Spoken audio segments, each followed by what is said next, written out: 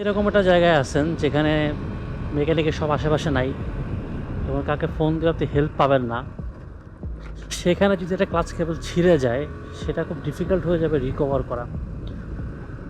So কী করা যেতে পারে?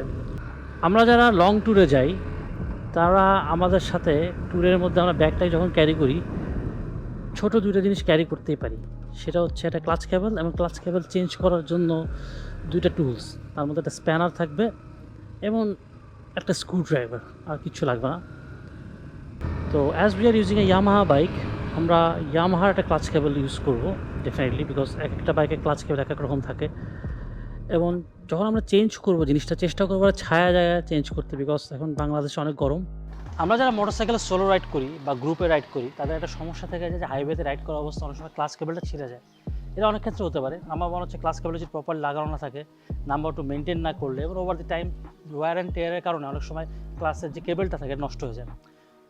তো আমি একটা গ্রামের মধ্যে আছি টেকনিক্যালি, এবং এই গ্রামের মধ্যে আশেপাশে কোনো সার্ভিস সেন্টার নেই। তো যদি হাইওয়ে রাইডিং আপনি একা থাকেন সেক্ষেত্রে কীভাবে একটা Yamaha FZs এর ক্লাচ কেবল চেঞ্জ করবে এইটা নিয়ে একটা ভিডিও করবো আজকে। সো আই হোপ যে ভিডিওটা কাজে লাগবে। অনেকের ক্ষেত্রে হয়তো এই জিনিসটা ফলো করা ইজি হবে না, বা তারপর চেষ্টা করবো আপনাকে জিনিসটা বোঝানোর জন্য, সো দ্যাট আপনার কোনো রকম ঘাবড়ে না যান হাইওয়েতে রাইড করার অবস্থায়, at the same time confidence থাকে যে জিনিসটা চেঞ্জ করতে পারবেন। তো যখন আপনারা এই ক্লাচ কেবল চেঞ্জ করবেন আপনার তিনটা জিনিস খুব ইম্পর্টেন্ট। নাম্বার ওয়ান হচ্ছে স্প্যানার বা ডালি, এটা 10 থেকে 12 নাম্বার যেটা লাগে, এটা Yamaha FZs এর জন্য লাগে। সেকেন্ড অফ অল হচ্ছে একটা ক্লাচ কেবল, অফকোর্স নতুন একটা ক্লাচ কেবল লাগবে। আর মোস্ট ইম্পর্টেন্টলি একটা স্ক্রু ড্রাইভার। এখন এক ভদ্রলোক আমাকে স্ক্রু ড্রাইভারটা একটা বড় স্ক্রু ড্রাইভার দিয়ে গেছে, এখন আজকে এটা দিয়ে কাজ চালাবো। তো চলুন দেখি কীভাবে কাজটা করে।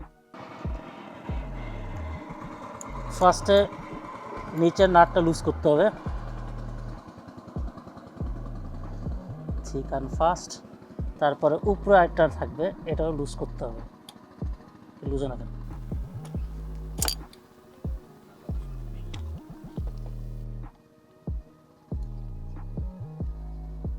ক্লাচ লিভার থেকে ক্লাচ কেবলটা বের করে ফেলবেন স্লোলি। ফাইনালি কেবলটা বের করে ফেলবেন। কেবল বের করার পরে পুরো যে ক্লাচ যে সেটটা বের করে ফেলতে হবে আপনাকে।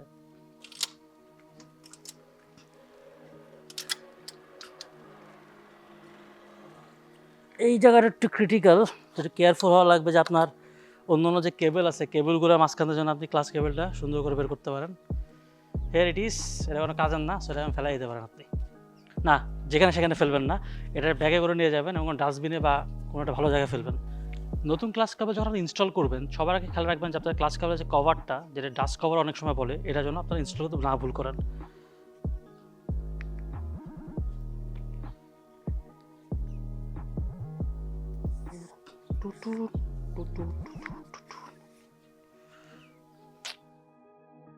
আপনি যখন ক্লাচ কেবলটা রিইনস্টল করবেন আমার নতুন ক্লাচ কেবলটা, তখন মাথায় রাখবেন যে কোন যে পজিশনটাকে পুরোনো ক্লাচ কেবলটা বের করেছেন ওই পজিশন চেয়ে যেন নতুন ক্লাচ কেবলটা যায়। তাছাড়া আপনার জিনিসটা অ্যালাইনমেন্ট হবে না, অ্যালাইনমেন্ট না হলে কোনো সময় কোনো রকম পারফরমেন্স পাবেন না।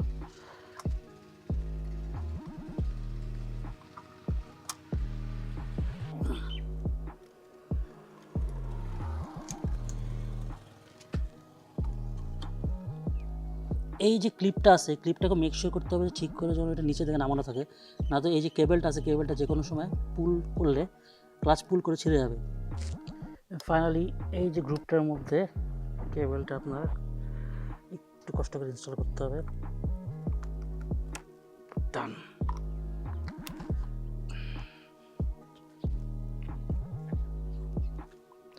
এই নাটটা টাইট দিতে ভুলবেন না।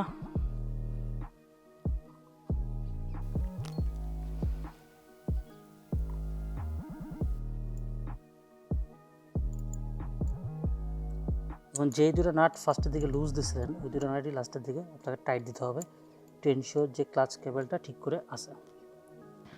সব কিছু করার পরে লাস্টে একটা জিনিস আপনাকে অবশ্যই চেক করতে হবে, যে ক্লাচের ফ্রি প্লেটা ঠিক আছে কিনা। ক্লাচ যদি বেশি হার্ড থাকে, এই ক্লাচটা অনেক লুজ আসতে পারে, কোনো কিছুর কারণে যে ক্লাচটা বেশি হার্ড থাকে তখন ক্লাচ কেবলটা আবার ছিঁড়ে যাবে।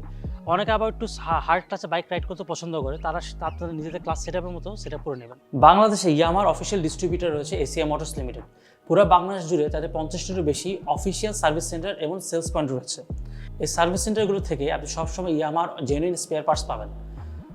সো আপনি যখন লং ট্যুরে যাবেন, আপনার যদি কোনো স্পেয়ার পার্টস লাগে, অফকোর্স এই সার্ভিস সেন্টারগুলির অ্যাড্রেস নিয়ে দেবেন এবং এখান থেকে ইয়ামাহার জেনুইন স্পেয়ার পার্টস কালেক্ট করে নেবেন।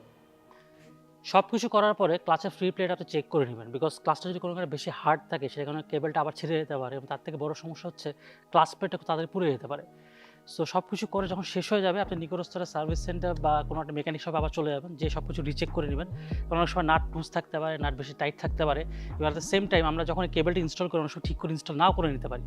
সো এটা জাস্ট আপনাকে তো কোনো একটা ছোটো একটা বিপদ থেকে উদ্ধার করে নিয়ে যাবে। আর একটা মেকানিক শপে যাতে সব কিছু রিচেক করার পরে এগুলো 100% ইনসিওরিটি। So that's it for today. Deshi bike YouTube channel subscribe করবেন, মোটরসাইকেল রিলেটেড কোনো নিউজ জানতে হলে www.deshibike.com সবসময় ফলো করবেন। আনটিল দেন সবসময় হেলমেট পরে বাইক চালাবেন আর ট্রাফিকের মোড়ে চালাবেন। আল্লাহ হাফেজ।